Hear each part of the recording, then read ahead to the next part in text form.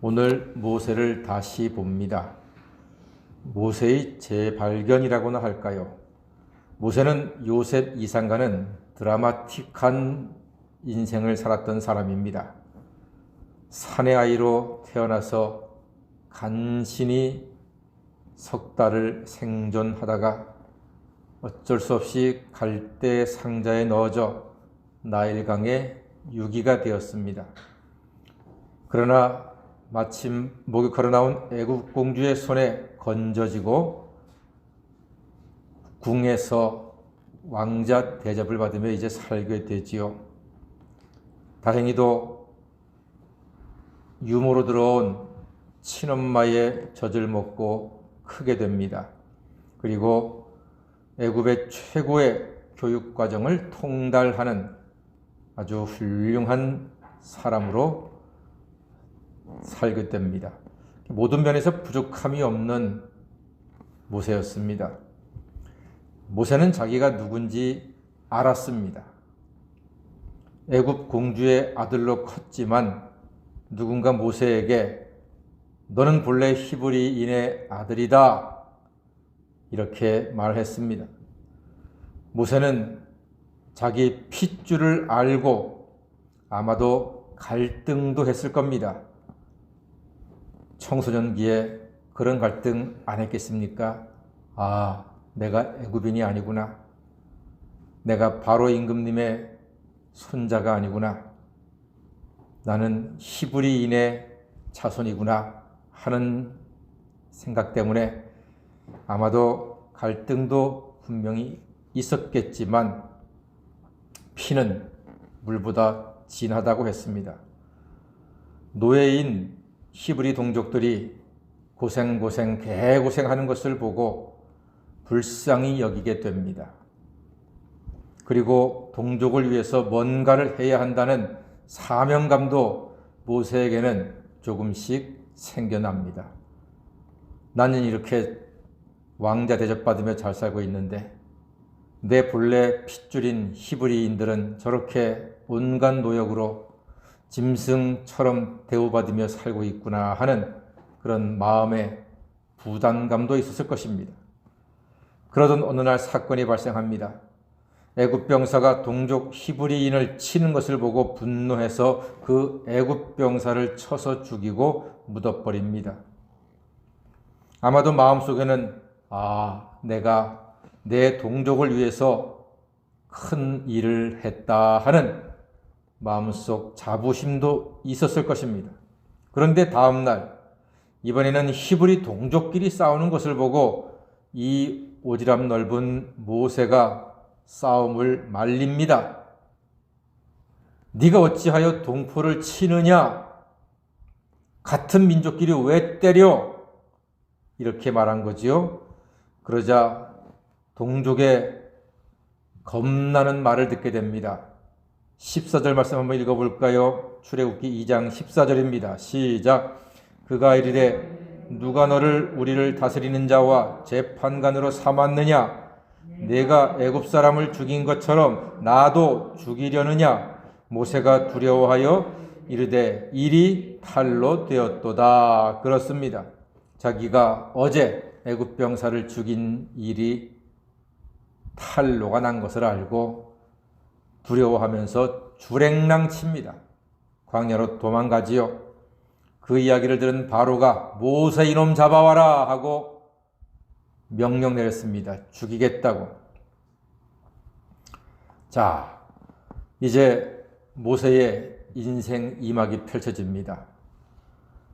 모세의 드라마틱한 인생이 광야에서도 계속 이어집니다. 미디안 제사장 딸들의 양떼를 만납니다. 우물가에서. 그런데 다른 목자들이 그 여인들을 방해하면서 양아치 짓을 합니다. 광야에서는 양떼를 몰고 사람이 왔을 때 순서대로 양떼에게 물을 먹이게 되어 있는데 먼저 온 여인들을 무시하고 함부로 대하고 순서를 빼앗으려고 하는 것입니다. 그거 양아치 짓입니다. 이에 정의의 사자 모세가 탁월한 무술 실력과 용기와 지혜로서 그 악당짓하는 남자 양치기들을 물리치고 여인들을 도와서 양떼에게 물을 먹입니다. 얼마나 멋진 장면입니까? 여인들 입장에서. 이때 여인들이 했던 한마디 말이 무엇입니까? 오빠 아니겠습니까? 오빠. 이때부터 세상에는 팬클럽이 생기기 시작했습니다. 제사장은 딸의 이야기를 듣고 모세를 집으로 청합니다. 대접을 받는 모세는 행복했습니다. 광야에 나와서도 이렇게 과분한 대접을 받는다 하고 얼마나 감사했겠습니까? 그때 오늘 말씀 21절에 보니까 모세가 그와 동거하기를 기뻐하니까 그 제사장이 딸 십보라를 모세에게 주었습니다. 영화 10개에 보면은 그 십보라가 아주 아름답고 지혜롭고 용기 있는 여인으로 그려집니다. 아마도 그렇지 않을까 싶습니다. 가정을 이룬 모세는 아들까지 얻게 됩니다. 모세가 세상에 만인이 부러워할 애굽 왕자의 자리를 스스로 벗어던지고 히브리인을 돕고 광야의 고난을 선택한 이유는 무엇일까요? 그는 이방과 우상의 나라 왕자가 아니라 하나님 나라의 백성임을 알았기 때문이었습니다. 하나님의 백성은 죄와 타락과 우상의 식물에 만족하며 사는 사람은 아닙니다. 순간마다 하나님이 기뻐하실 일이 무엇인가를 생각하며 선택하는 사람, 그가 바로 하나님의 사람입니다.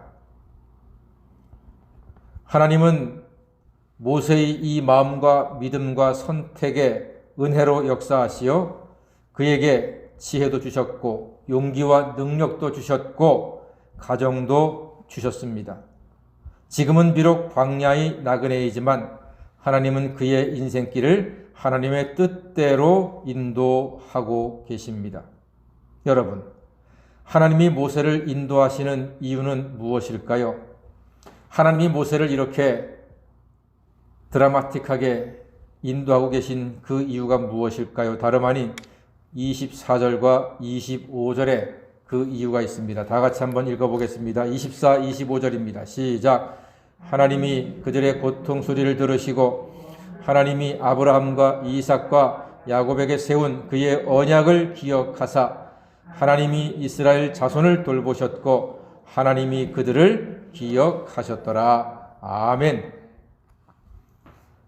이스라엘 백성들은 너무나 극심한 노동 환경에서 착취를 당하면서 억압받았습니다. 너무 힘들었습니다.